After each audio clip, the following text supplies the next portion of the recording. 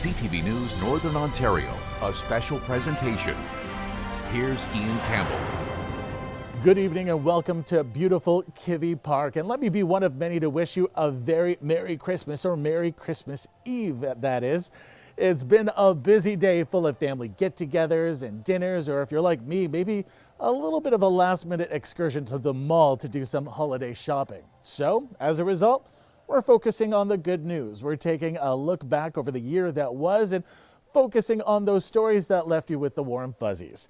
Whether it was a group of Laurentian students who got a chance to learn about business from a major international company over in Europe, or maybe it was a musical company that focused on recovery. Let's just say 2025 was a busy one.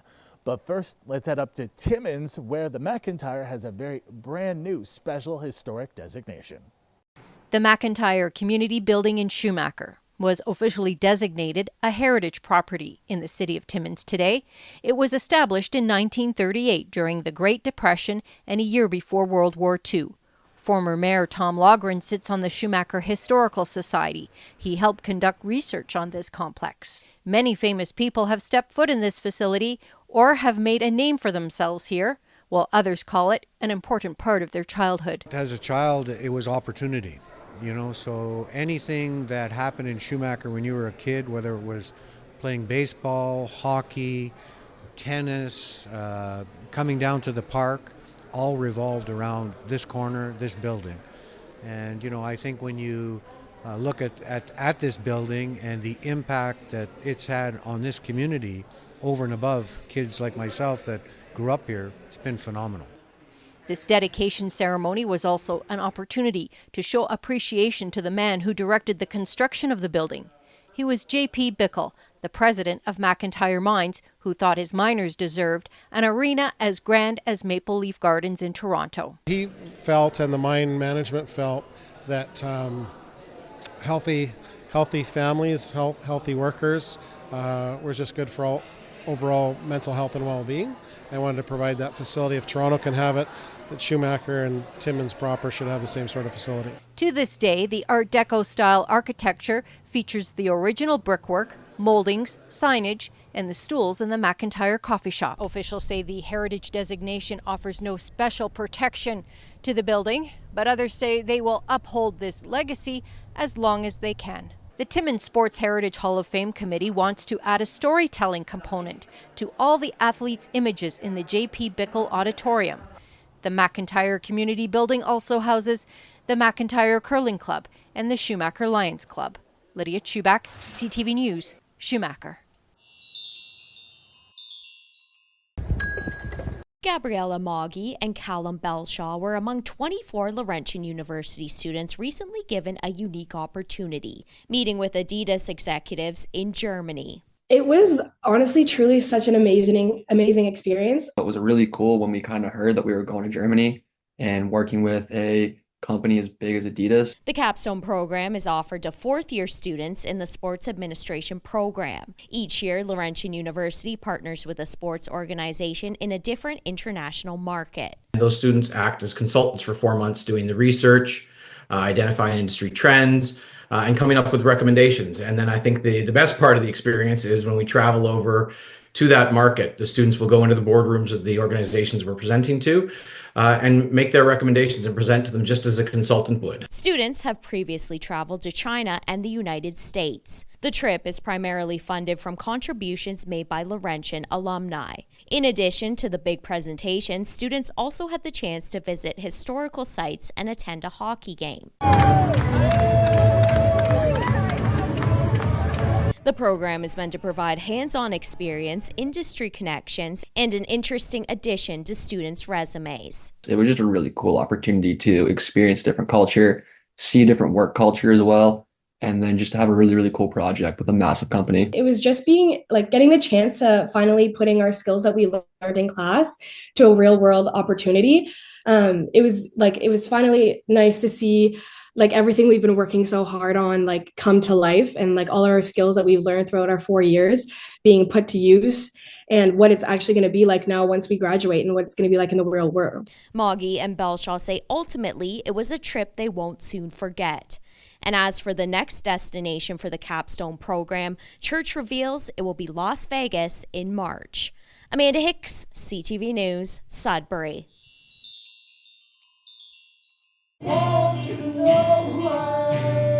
For the Oak Street Boys, recovering from substance abuse really rocks. When Ben Levac was 14 years old, he became addicted to alcohol and drugs. He then reached out for help. I thank God that happened. I wouldn't be here without it. With a guitar in hand, he checked into the CMHA Oak Street Addiction Treatment Facility.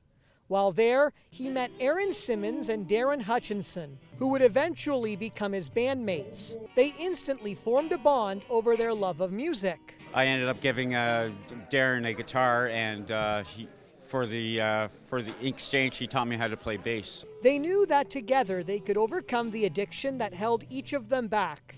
Very quickly, they became known as the Oak Street Boys, and they would often jam out for other rehab patients. Music's really good for recovery for us. It brings out an emotion chart for us. All three band members are now clean.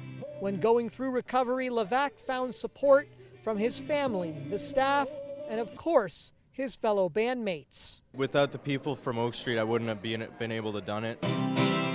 The group played today for other recovering addicts through a jam and open mic session to celebrate hope, healing, and strength. Addiction is a disease of isolation, and it takes us out of life. It takes us away from family, friends, any connection to the universe. Find the connection. Statistics show 18% of Canadians meet the criteria for alcohol use disorder. For people that need help, there are many challenges, like stigma, the location of services, and lack of housing. There's a wide array of services, so anything from harm reduction, inpatient treatment, supportive community treatment. Hoping to be an inspiration for others, the Oak Street Boys say peace is present on the road to recovery. Just take it one day at a time. And their tranquility came through the power of music. Eric Tashner, CTV News, North Bay.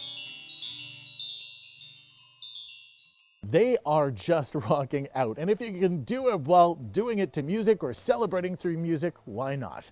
There's more good news to come, including a story about one of the biggest food drives of the year in Sudbury. Stay with us as we head to break. We're going to leave you with some holiday messages from some of your favorite local politicians.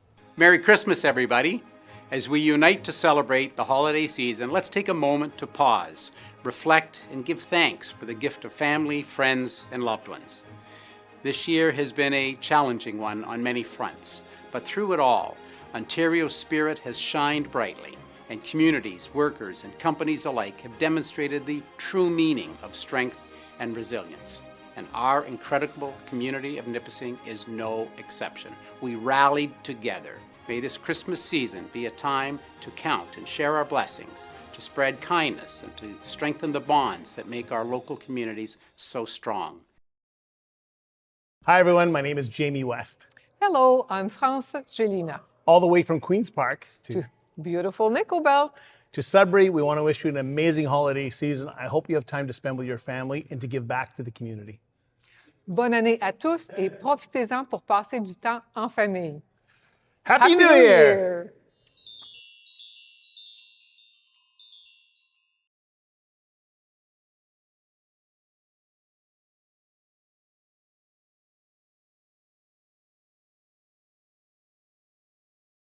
Welcome back to the good news. Well, 2025 saw some economic challenges that made life hard for a lot of families here in the north. Talks of tariffs, trade wars, economic uncertainty, you name it. It was a hard year for a lot of us. It's one of the reasons that made the Edgar Burton Food Drive so much more important maybe than years past. Cinéfest also had one of its best years in a long time. But first, Jay's fever swept through Canada not too long ago. And while it wasn't the outcome Canada wanted, it was still fun to see it make its way here to the north. Take a look. Ashley Malley and Jason Ostapic have been planning their wedding. But what they didn't expect was that their favorite team would make it to the final round of playoffs during their ceremony. Well, obviously the day is super exciting to begin with. So anything that adds to that excitement, you know, we more than welcome it. So Go Jays! Yeah, go Jays. The couple is now planning on bringing the Jays into the wedding. I mean, we did not anticipate that when we scheduled our day, but it's very interesting and fun. Initially, they were scheduled for 1 p.m. to start, so we were talking with our officiant on how to get updates on the Jays game while we're getting married. But the happy couple isn't the only ones accommodating the big game. The Sioux Greyhounds and the Sudbury Wolves are changing their game times from 7 p.m. to 6 p.m. to allow fans to support both their favorite teams back to back. If you show your ticket, you're entered to win a pair of tickets to the World Series tomorrow. So all you have to do is have your ticket, of course, visit guest services, they'll give you a ballot. The Arts are also showing support for the Canadian team. Yes Theatre's Wicked Gala will be hoping the Jays hitters defy gravity tonight. So the theater world and the sports world will be meeting tonight. So as people are here enjoying the Yellow Brick Road and the Wicked themed food and drinks and music, we're also going to have the Jays on in a couple different spaces throughout the theater. Regardless of the months-long planning, many people are adjusting and adding the Toronto Blue Jays into their plans. And for the diehard fans, Strictly Nostalgia has the seats to take your home screening to the next level. Madison Merrier, CTV News, Sudbury. This may look like the Adirondacks in New York State, but it's actually Greater Sudbury. It's the setting for untitled home invasion romance. Sudbury and upstate New York have very similar locations, very similar topography, so it was the perfect fit to film it here. The film is the directorial debut for Jason Biggs, known for his role in the American Pie franchise. He also stars in the dark comedy about a struggling actor who hatches a plan to win his estranged wife back by faking a robbery with the help of his acting friend. The plan goes awry while the couple is at the family's lake house. It plays out like a really bad movie. The movie was shot in Sudbury last summer with about 80% of the cast and crew from Northern Ontario. Given those connections, Anselmo felt it was important for the movie to have its world debut at Cinéfest. I'm overly supportive of Cinéfest, and when they asked to want to screen this, I said this is the only place I really wanted to have the world premiere. So I'm really, really happy that we get to show this movie for the first time in our hometown and celebrate it with all the people from the community who have really supported the film industry over the years. People have been excited and just working so hard to make our industry not just successful, so it's creating jobs and things like that. That's all important. But we want to be building and creating world-class content here. Anselmo says many of the Northern cast and crew who worked on the film will be at the screening tomorrow night. According to Cinéfest, there are only a few rush tickets left for the Thursday night gala film. Anselmo says they hope to release untitled home invasion romance to general audiences either late this year or early in 2026. Angela Gamble, CTV News, Sudbury. This encourages other businesses in town if they have the ability to do the same. The drive kicked off with a $2,000 donation from Sudbury Credit Union and $10,000 from the newly formed Burton Family Foundation. Aims to support arts and community and thinking about projects that we wanted to align with in this first quarter. The Edgar Burton was absolutely at the forefront of one of our missions. He inspires all of us to be kind and to give where we can. Sometimes it's not always easy, but one can makes a difference. Edgar's daughters were at school one time and they learned about hunger in this region. And they went home that night and asked their dad, has he left Inco to say Valley now? Is there any way they could help? And his dad said, well, let me see what I could do. 38 years later, the drive continues to grow with over 400 businesses involved along with schools in the region collecting items. And now, for the first time ever, the drive has a QR code. Although the focus is on cans, people still want to help. So the opportunity to give funds, if necessary, is available to you. This will be Exelon's 28th and final food drive as he prepares to retire as executive director, with Sudbury City Councillor Natalie Labby taking over in 2026. I am so proud to be part of the fabric of this city that we call Greater City of Sudbury and everything around in the region for their incredible willingness and ability to provide help when it's necessary. This drive collects 25% of the food that is handed out by the food bank throughout the year. Last year's event collected over 94 tons, and as Edgar always said, this year's goal is one more can. Lindsay Alick, CTV News, Sudbury. Kudos to the Burton family for keeping this going. Edgar's no longer with us, but it's clear many here in the city are still inspired by that man's spirit. There's more good news to come, and we'll head to North Bay also and check in with those tracking Santa's big arrival. Back in a moment.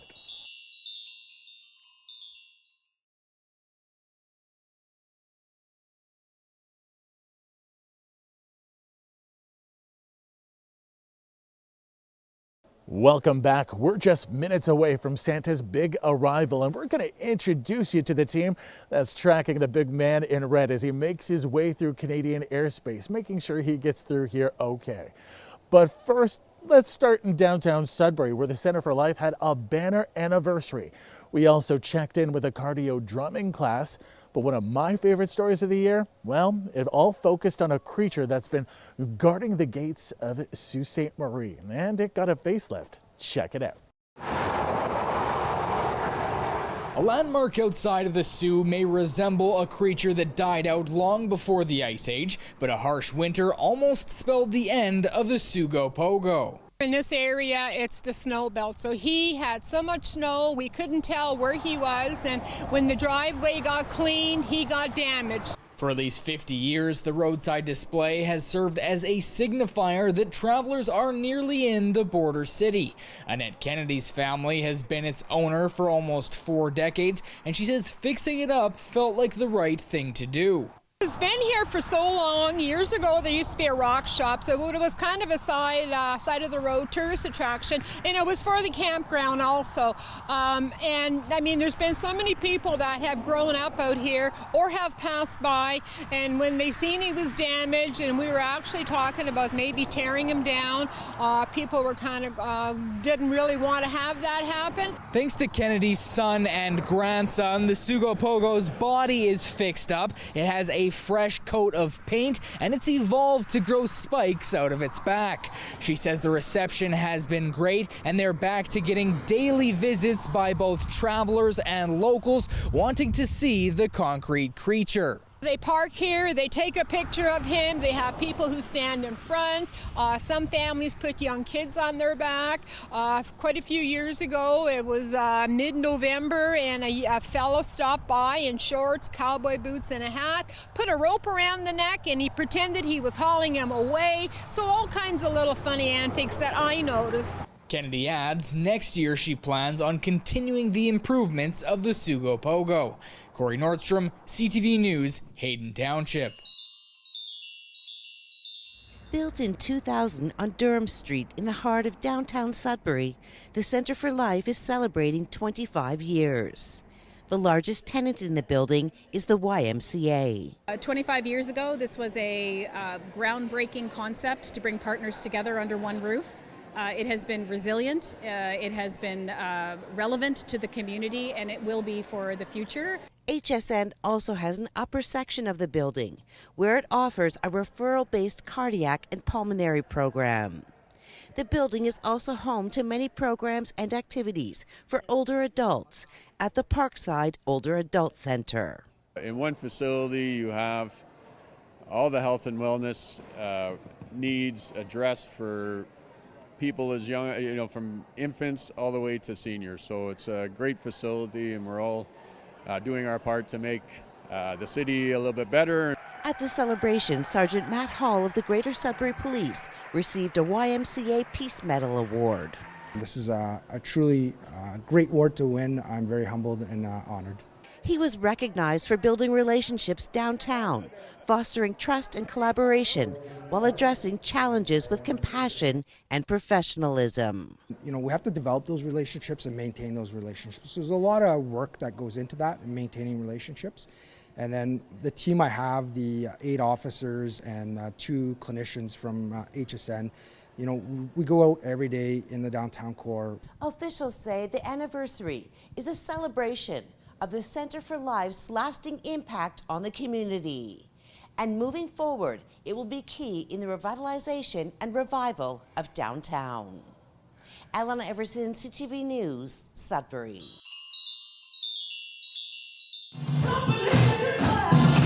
This is called cardio drumming, a popular choice for those age 50 and older at the Parkside Older Adult Center. I like everything, the music, the songs, the movements, because you want to move your muscles to warm them up. And when you warm them up, right now, for example, I am having like some pain in my legs, and with this warm up my muscles and the movement, the pain is less. I enjoy coming here. Parkside has offered the class for the last few years, and due to high demand, classes are now being offered at 3 locations across Greater Sudbury, and most are often booked up. Cardio drumming is great because you can do it sitting down or you can do it standing up, so it's very versatile and you get a lot of cardio activity. You can, you're using your lower body, your upper body at the same time. It's great for your memory, your hand-eye coordination. Labby says membership sign-ups have been steadily increasing with the change in the city's demographics, and there is often a spike after the holidays. She says more people are looking to incorporate fitness into their lives. Instructors at the center say physical activity is important for everyone and is not only beneficial for the mind and body, but it also increases socialization. As we get older, we don't breathe properly. We move the wrong way. We sit too much. We don't know how to bend properly. We don't know how to stand up properly. We are not using the muscles that we used to when we were younger. The movement is all about get you up, get you dressed, get you out of the house, keep you out of the hospitals, and have some socialization. Labby says her biggest piece of advice for those who are looking to become more active this year is to find something you enjoy so that you're more likely to stick with it. Amanda Hicks, CTV News, Sudbury. Standing by. Santa Claus is coming to town tonight. The crew responsible for his Canadian escort is eagerly awaiting his arrival. This is one of the most important missions that we do every single year. Fully mission capable. Anything that flies over North American airspace must be identified and receive clearance, even Santa himself. The crew, known as Voodoo Flight at 22 Wing Canadian Forces Base, is tasked with a delicate holiday mission to identify Santa, his sleigh, and hard-working reindeer when they fly over. Because of that special technical relationship we have with Santa Claus, we're able to identify him as his sleigh does move outside of the normal bounds of physics and space-time. Each day, the men and women of the Royal Canadian Air Force scan thousands of aircraft approaching from the east and west coast. When jolly old St. Nick is first spotted, the team jumps right into action. Using satellites and infrared sensors, the crew will identify that it is indeed him. CF-18 jets are then alerted. They'll take off and escort Santa safely while he delivers presents. We use a a network of sensors, if you will, and the North Warning System is one of those systems that we use to first track and then identify every single object that enters North American airspace. Tracking Santa out of North Bay has been the focal point for the country for over 40 years. For many of the crew members, they recall when they were young, anxiously scanning the website, waiting for his arrival. It's very special to me because I used to watch it as a kid. I have 2 nieces and a nephew as well, and they're all aware that I will be tracking Santa. They're very excited. They keep pestering me about it. While he doesn't have an exact flight path, it's expected Santa will fly over the East Coast around 9 o'clock Eastern Standard Time, moving west. That means children should be in bed long before he arrives. Vimeo 1-1. And when he does, the team will be ready to welcome him. It's important kids get to still experience that Christmas spirit. Eric Tashner, CTV News, North Bay. What a fantastic team they have over there at CFB North Bay. And a big thank you to Kivy Park tonight for hosting us. If you're of a certain age and you're still watching, what are you doing up? He's almost here. You better get to bed. We want to wish all of you a very Merry Christmas and a Happy New Year. Joyeux Noël. And we're going to leave you tonight with some of the fantastic music we had at this year's Telethon. We raised an unbelievable $357,000. A big thank you to all of you who donated to make sure everyone has a very Merry Christmas and a Happy Holidays. Until then, we're going to take a few days off and we'll be back here on the 29th. Thanks so much for watching. Good night. And the soul felt its worth, a thrill of hope, the weary world rejoiced.